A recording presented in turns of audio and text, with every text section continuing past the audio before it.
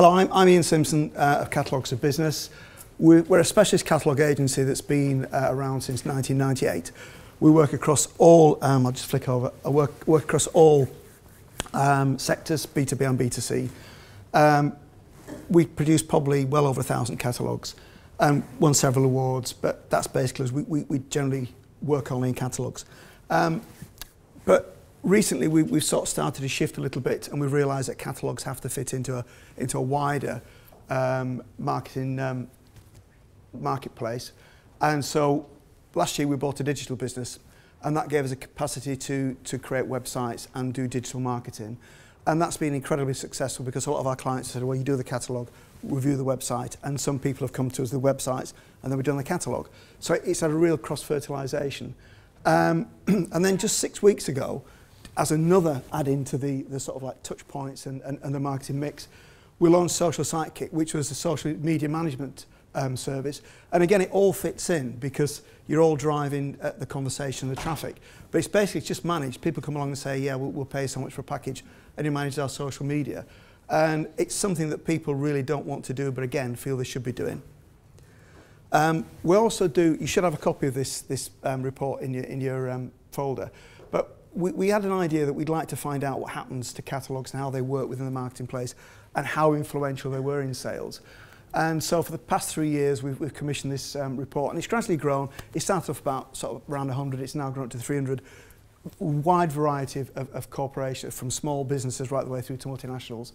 And we've started to include digital marketing as well to see how that affects the marketing mix as well. But what the report does show, and if you read through it, it shows that catalogues still have a huge capacity to drive sales. And in one part of it, they rated catalogues on a par with SEO, which surprised me. And also 14% they said catalogues deliver 40% of their web sales.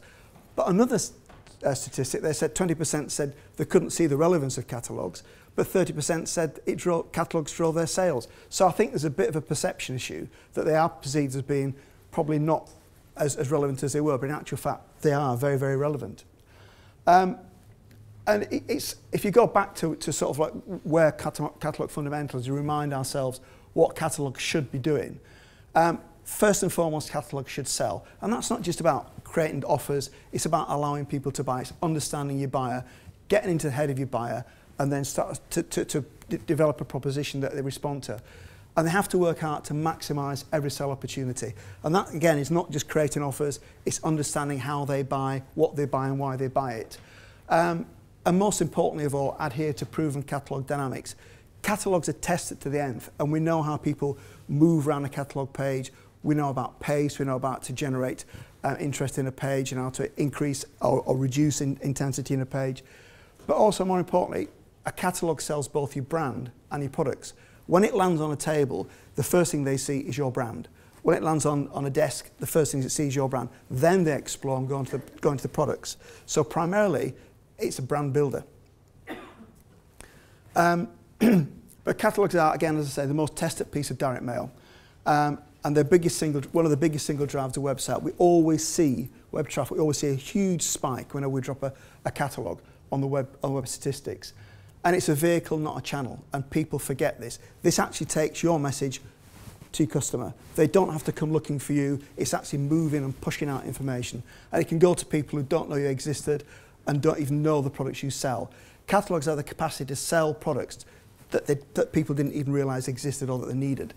And it's a vital link in the cycle of a marketing touch point. So we've got this big touch point, and everybody knows the more touch points we've got, the better chance of making a sale. And eventually they will become a brand advocate. They'll become a marketing tool, and they will also a salesperson. And the salesperson is probably the most important thing they need to be.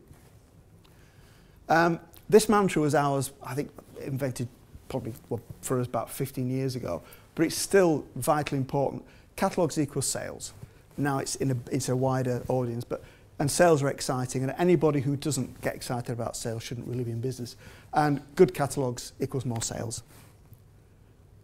So first, Imax. They're one of the UK's leading suppliers of motocross equipment, and motocross is huge in the UK. They established about 13 years ago, and it's an owner-run business. Andy, the guy who owns it, is at the centre of the business. He's a real enthusiast. He loves anything mechanical. He changes his car about every 6 weeks, and I'm not talking small cars. It's Porsches, it's Maseratis, it's everything. He loves mechanical things. So he's got a huge passion in the business. And he started it from an active interest in the sport. And motocross is the most participated motorcycle sport in the UK. It's a really wide range, from kids on automatic little mopeds through to really serious hardcore motocrossers. So if you get a customer that's buying from you, they've got a really wide age range. They'll like to stay with you for life, as long as you don't treat them too badly. And this is the conversation we had with Andy. He phoned up and he said, I want a 128-page catalogue. And he was very specific. And I said, why? He said, to give to my customers. And I said, when? He said, it shows and when they order. So presumably he was putting it into the package and distributed it.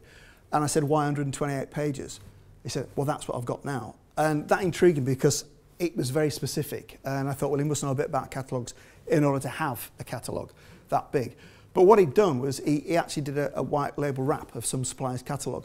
And what happened, that the catalogue had started to move out of kilter with his range. There's a lot of products in there that he didn't sell. And there were a lot of products in there that weren't in there that he sold. So he's starting to realise he wanted to get more to know his customer better. And he got about 10,000 of these and he gave them out through the year, but he always had some left. And so I asked him, how many customers? And he said, about 30,000. He said, but I might have more. He didn't actually know how many customers he had, but he knew that they were coming on a regular basis through his website. And have you contacted them since ordering? No. Do you do any follow-up marketing? No. Maybe a few emails. He had no real program to actually keep his customers engaged through a whole process from one season to the next. And I just said to him, have you thought about mailing? And it hadn't really occurred to him that he could mail his customers in a profitable way. And so, and this is, when somebody comes along with a catalogue and says, I want a catalogue, I always try to get right to the bottom of why they want a catalogue, how they're going to use it, so that we don't produce something that's not going to be as effective as it could be. So I suggested we did a smaller catalogue, say 48 plus 4, and we printed more. He said, okay. And we'll send them out to existing buyers and your lapsed customers. How many lapsed customers you got? He didn't really know. He thought about 20,000. But the thing was, he tended to sort of get to a year and then get rid of his lapsed customers. He didn't bother about them. He didn't think about reactivating them.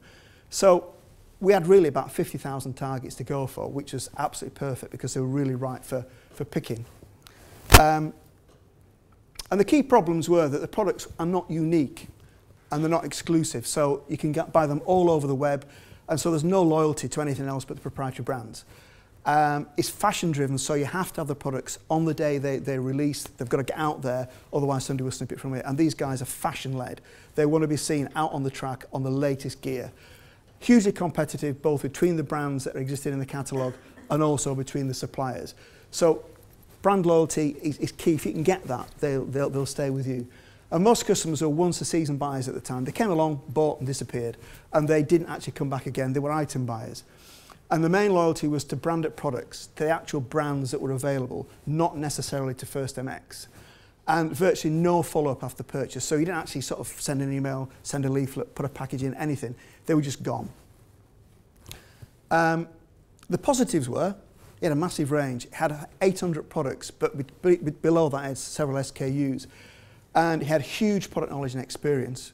There's nobody knew more about motocross than Andy. And it was very, very niche focused. He knew in his mind the exact person who was buying his products. It got a very well established web presence. It got very, very high traffic. And it got a good systems for stocking and delivery. 96% of his orders went out for next day delivery. So he knew how to fulfill. He knew how to satisfy his customers. He was a really nice little business. Oh, he still is. And he's well respected by key suppliers. So if stock levels became critical, he could phone up and they're doing favours. And also he was well known on the circuit. So as soon as he started waving his brand about, people recognised him and came to trust him more. So we created a catalogue. And the first thing was we had to get the attention of the riders.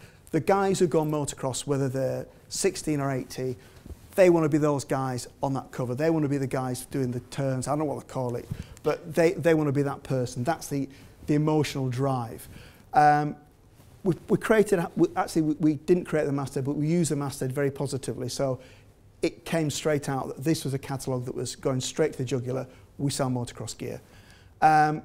Highlighted brand stock. The brands were still very important because that was his credibility.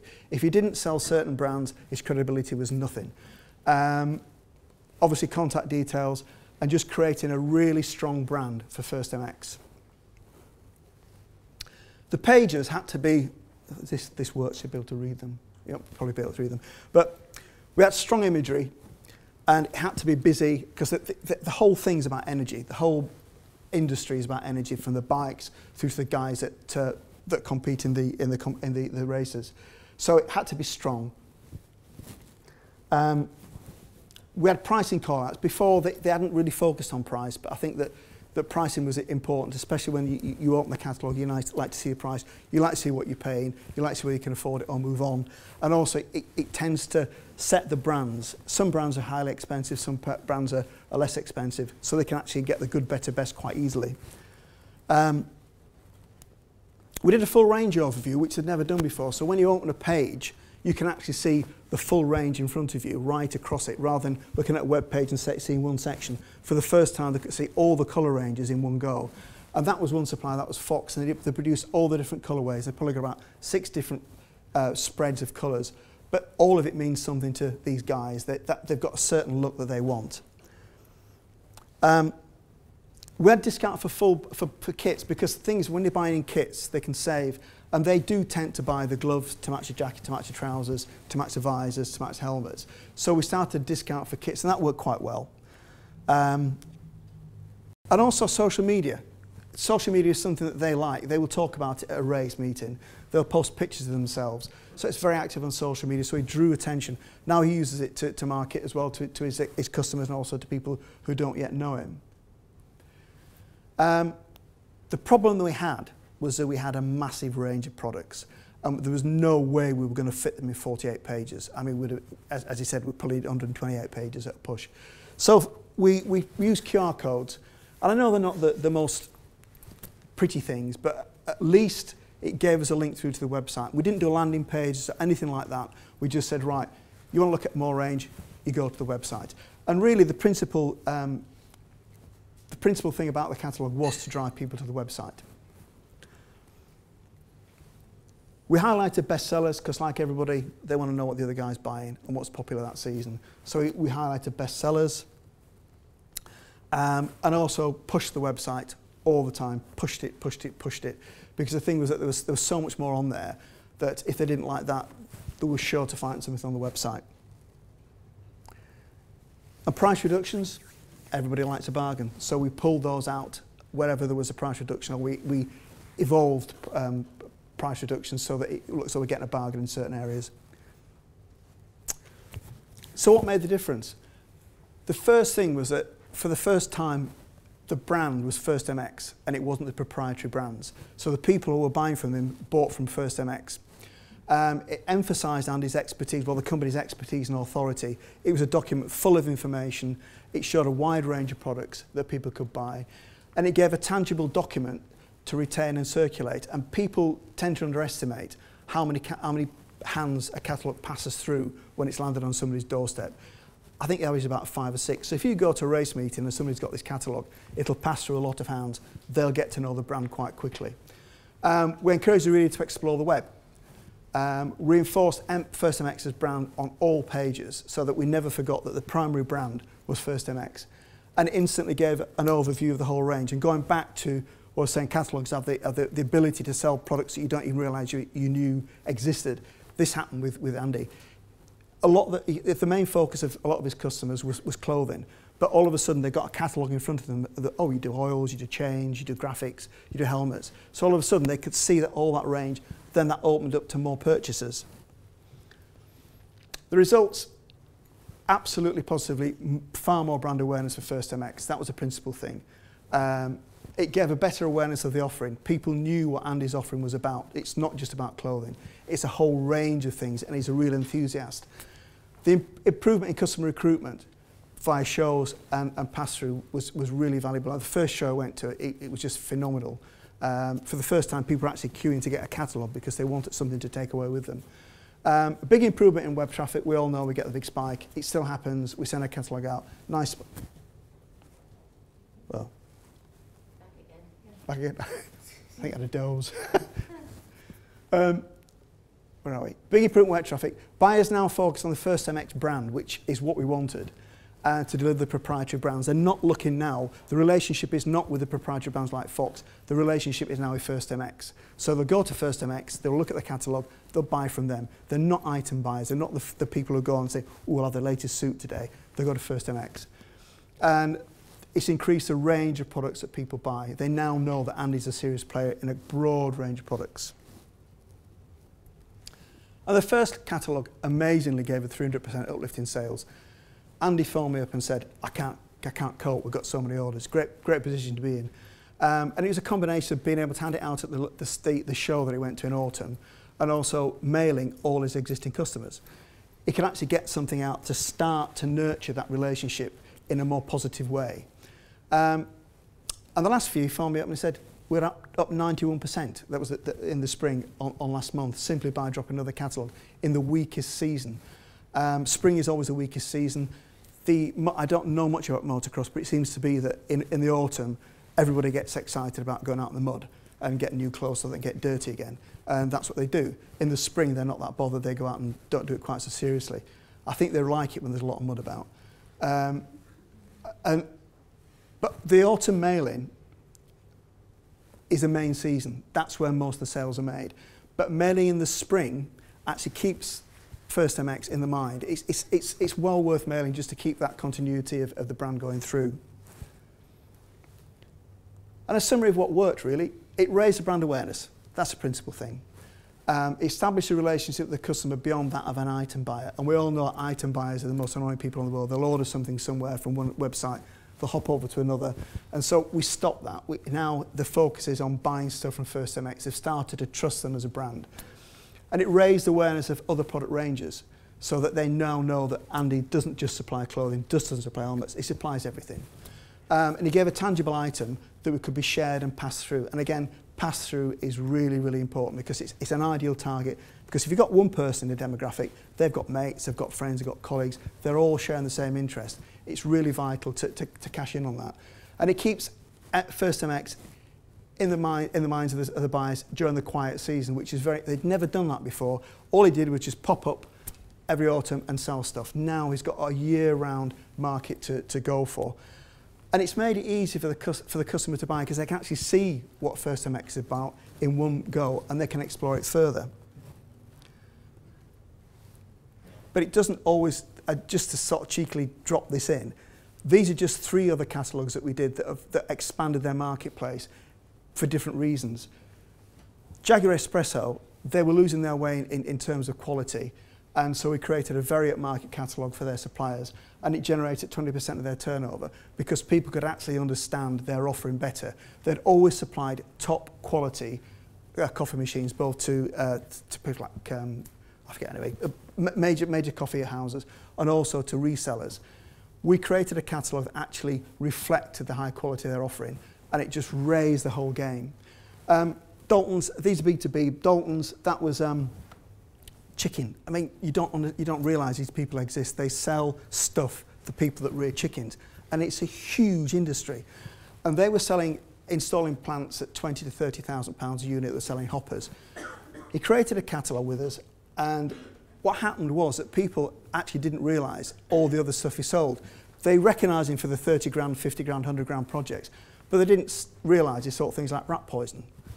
They didn't realise plumbing stuff. And now he's expanded his range completely because he's educating people about what his offering is. And then DC Iron, they were based in Newcastle upon Tyne, and when the recession hit, they supply the building industry, and they tended to, well, they virtually fell off a cliff with sales. And they knew they had to do something, and they were largely concentrated around Newcastle upon Tyne. But we went with a mail order offering, and that suddenly turned them from being a local business into a national business. And they realised that they could now supply people all over the country instead of just around Newcastle upon Tyne. So it just extends, you can demonstrate your quality, your breadth, and also your range and your range of buying in a catalogue. It works in so many different ways. And it's not just a collection of products laid on the page. It's a real asset to your marketing collateral. Thank you very much.